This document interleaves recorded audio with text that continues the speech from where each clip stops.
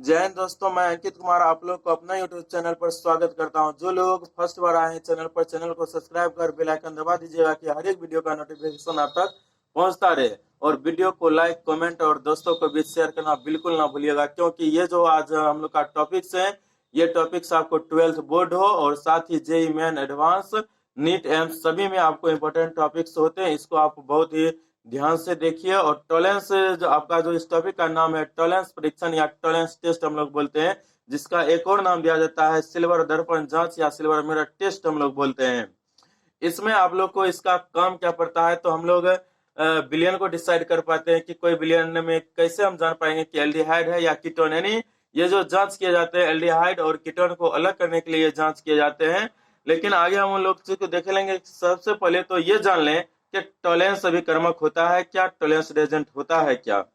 तो उसको आप जानिएगा। तो टॉलेंस रिएजेंट जो होते हैं, आपको सिल्वर नाइट्रेट के अमोनिकृत विलयन होते हैं, उसी को हम लोग टॉलेंस रिएजेंट बोलते हैं।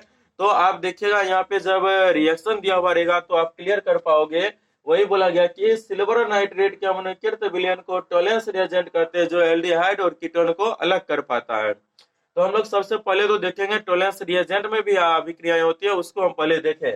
तो इसमें आपको AgNO3 है और NH4OH है, इनके बीच जो अभिक्रियाएं होती है, इसके अभिक्रिया जब आपका 2 मोल से करवाते हैं तो ये आपको एक प्रकार के डिस्प्लेसमेंट अभिक्रियाएं होती है, विस्थापन अभिक्रिया जिसको हम लोग बोलते हैं। ये जो विस्थापन अभिक्रिया में क्या होता है कि इसमें अगर बात कीजिएगा तो सिल्वर पर धन आवेश आएगा और इस पर ऋण आवेश, इसी तरह इस पर धन आवेश, इस पर ऋण आवेश। विस्थापन अभिक्रिया में क्या होता है, इसका धन आवेश इसके ऋण आवेश के साथ और इसका ऋण आवेश इसके धन आवेश के साथ जाएगा। आप लोग गौर से देखिएगा, यहाँ पर आपको वही विस्थापन अभिक्रिया होगी। NH4NO3 आपको बाहर निकला, जैसे ही गर्म किए और सिल्वर हाइड्रोक्साइड आके आपस में क्या गया, जुड़ गया। लेकिन इसको और गर्म किया गया तो ये भी तुरंत आपका क्या हो गया कि जल के मॉलिक्यूल्स को निष्कासित कर दिया यहाँ से गर्म करने पर, और Ag2O में कन्वर्ट हो गया। Ag2O में कन्वर्ट हुआ। अगर इस पे आप 1 मोल अमोनियम हाइड्रोक्साइड डालते हो तो एक जटिल कंपाउंड बनाता है, जिसको हम कॉम्प्लेक्स कंपाउंड बोलते हैं। इसका निर्माण करता है, इसी को हम लोग टॉलेंस रिएजेंट बोलते हैं, टॉलेंस रिएजेंट। या इसको भी हम लोग टॉलेंस रिएजेंट बोल सकते हैं। जैसे कि आपको हम सिल्वर में आपका जो विलियमसन ईथर सिंथेसिस था उसमें बताए थे कि Ag2O आपका एक कमजोर वीक ऑक्सीडाइजिंग एजेंट होता है, माइल्ड ऑक्सीडाइजिंग एजेंट होते हैं। यहाँ पर क्या होता है कि सिल्वर ऑक्साइड को बात कीजिए या दोनों को हम लोग टॉलेंस रिएजेंट बोलते हैं। यहाँ से अगर हम बात करें तो आपका एनसीईआरटी एक टर्म दे रखा है कि यहाँ पे कुछ ऐसे अभिक्रियाएं दिया गया कि एल्डिहाइड को जब अभिक्रिया करवाया गया तो देखा गया कि जो जैसे ही टॉलेंस रिएजेंट को डालते हैं, जैसे आपका ये एक ट्यूब बना हुआ है, इसमें अगर आपको एल्डिहाइड है, टॉलेंस रिएजेंट आपने डाल दिए, इस पर देखा गया कि कुछ चमकदार सतह इस पे क्या होते हैं, जमा हो जाते हैं, चिपक जाते हैं चमकदार सतह। और वो जो चमकदार सतह होता है वो सिल्वर होता है। और जैसे ही ये सिल्वर चमकदार सतह इस पे जमा हुआ और ये चमकदार सतह बनाते हैं, इसलिए इसका नाम पड़ गया क्या, सिल्वर दर्पण जांच। यानी कि दर्पण की तरह उसमें आप चमकता हुआ चेहरा दिखाई पड़ने लगेगा, इसलिए इसका ये नाम पड़ गया। और ये आप देखते हो कि एल्डिहाइड को जब लिया गया तो एल्डिहाइड को क्या करता है, ऑक्सीडाइज कर देता है, किसमें, कार्बोक्सिलिक अम्ल में। और सिल्वर धातु जो आपको अलग हो रहे हैं, सिल्वर मेटल जो अलग हो रहे हैं, उसी का एक चमकदार परत बन रहा है। और हम देख रहे हैं एलिफेटिक एल्डिहाइड और एरोमेटिक एल्डिहाइड दोनों को ये ऑक्सीडाइज करके बना दिया कार्बोक्सिलिक अम्ल, संगत कार्बोक्सिलिक अम्ल बनाते हैं, कार्बोक्सिलिक एसिड बनाते हैं। ये आपको बोलने का मतलब क्या है कि यहाँ पे ऑक्सीडाइज किए, और बाकी किसको नहीं करेगा वो भी बताएंगे। जैसे आपको यहाँ पर है, अगर बात कीजिएगा कि इसको एलिफेटिक बोलते हैं, जब अपेन चरण वाले कोई हो ना उसको एलिफेटिक एल्डिहाइड बोलेंगे। जब आपको रिंग टाइप का हो उसको हम लोग एरोमेटिक एल्डिहाइड जनरली हम बोलेंगे। तो आप यहाँ पे देख रहे हो कि एलिफेटिक एल्डिहाइड और एरोमेटिक एल्डिहाइड दोनों को टॉलेंस रिएजेंट ऑक्सीडाइज कर दिया। ये एल्डिहाइड और कीटोन को कैसे करता है उसके बारे में हम बताएं। अगर मान लो यहाँ पे होता मेरा RC डबल बॉन्ड OR, इस पर अगर हम टॉलेंस रिएजेंट डालते तो इसमें किसी भी प्रकार की अभिक्रियाएं नजर नहीं आता। यानी इसको हम लोग बोलते हैं निगेटिव जांच देना, यानी ऋणात्मक जांच।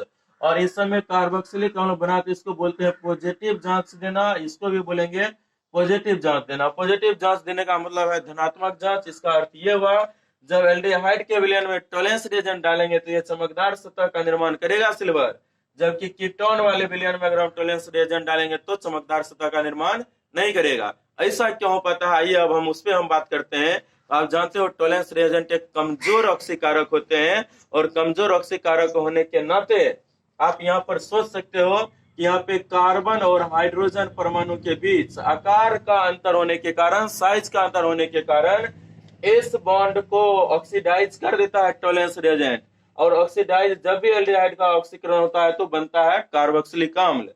इसी तरह यहाँ पर भी एल्डिहाइड था, टोलेंस रिएजेंट डाले, दोनों के बॉन्ड के बीच कमजोर है, ऑक्सीडाइज कर दिया कार्बोक्सिलिक अम्ल में। लेकिन आप यहाँ आइए कीटोन में, कीटोन में आप देखिए यहाँ पर ये कार्बन और इस कार्बन के बीच ये जो साइज का कोई अंतर नहीं है, जिसके कारण ओवरलैपिंग अच्छा होगा, और इस बॉन्ड को टोलेंस रिएजेंट नहीं तोड़ पाता है, ऑक्सीडाइज नहीं कर पाता है, जिसके कारण इसमें कार्बोक्सिलिक एसिड का फॉर्मेशन नहीं होता या अदर किसी भी प्रोडक्ट का फॉर्मेशन नहीं होता है।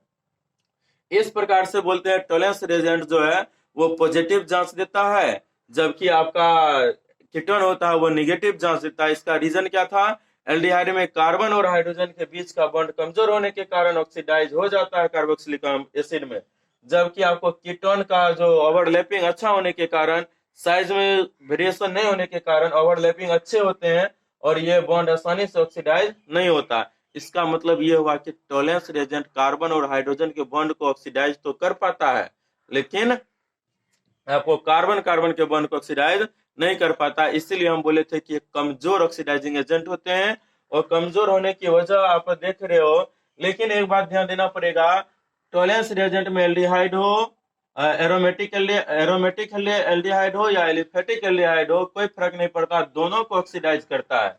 लेकिन आगे हम लोग इसी वीडियो में पढ़ने वाले हैं फेलेंक्स, उसमें कुछ और कहानी है। लेकिन उससे पहले हम लोग जान ले कि क्या बस केवल एल्डिहाइड और कीटोन इस प्रकार से टोलेंस रिएजेंट ही अलग करेगा कि और किसी कंपाउंड को कर सकता है। एक और याद रखिएगा, एक आपका आता है अल्फा हाइड्रोक्सी कीटोन, जैसे CH3 C double bond O CH2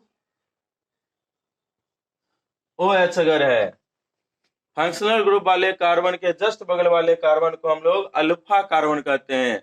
अगर यहाँ पर आपको एक और कंपाउंड CH और इधर दे देते CH3, इसको हम लोग बोलते हैं अल्फा हाइड्रोक्सी कीटोन।